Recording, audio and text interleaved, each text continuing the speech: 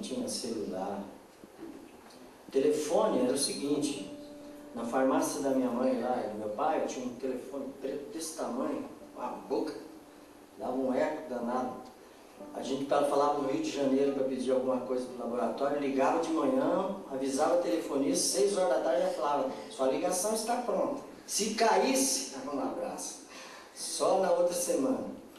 Então era complicado, e hoje está muito fácil. Por exemplo, aquela época para ganhar uma menininha, você tinha que trocar uma ideia, pegar na mãozinha, ir lá falar com o pai e com a mãe, para dispensar, que tinha que encarar mesmo a menina e falar, ó, não quero mais nada. Hoje ninguém vai no celular, descola uma mina, dispensa, vai no Facebook. Então tá fácil demais, né? Mas também você pode ter celular, Facebook, Hotmail, o que você quiser. Se a mina não tiver afim, não vai adiantar nada. Isso aconteceu realmente com um amigo. Ele achou que tinha ganho a mina. Falou para mim, nossa, ganhei. Falei, ganhou mesmo? Ganhei. Aí a mina, na hora de ir embora, foi saindo, ele falou, e aí, como é que a gente faz? Ela falou, liga pra mim. E foi embora. Ele falou pra mim, ligar como, é? Não tem o número do celular dela. Não sei o nome dela para encontrar ela. Tenho nada. Como é que ela podia falar que estava afim de mim? Não adiantou nada eu ter tudo essa tranquila. Aí fiz assim.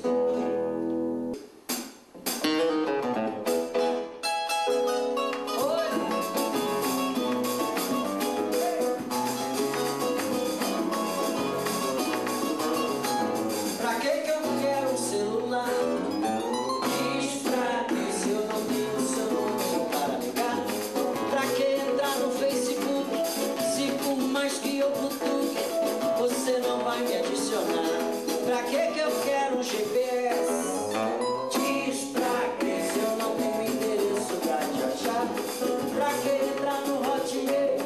Se você pôs um bloqueio pra gente não conversar. Pra que vou cantar meu samba se você não vem sambar?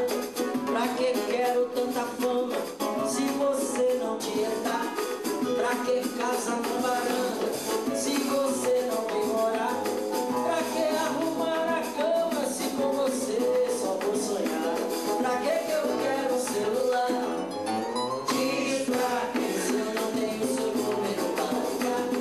Pra que entrar no Facebook se por mais que eu cutuque, você não vai me adicionar? Pra que eu quero um GPS? Diz pra que se eu não tenho endereço pra te achar? Pra que entrar no Hotmail se você fez um bloqueio pra gente não começar? Pra que vou cantar meu samba se você não vem sambar? Pra que quero tanta fama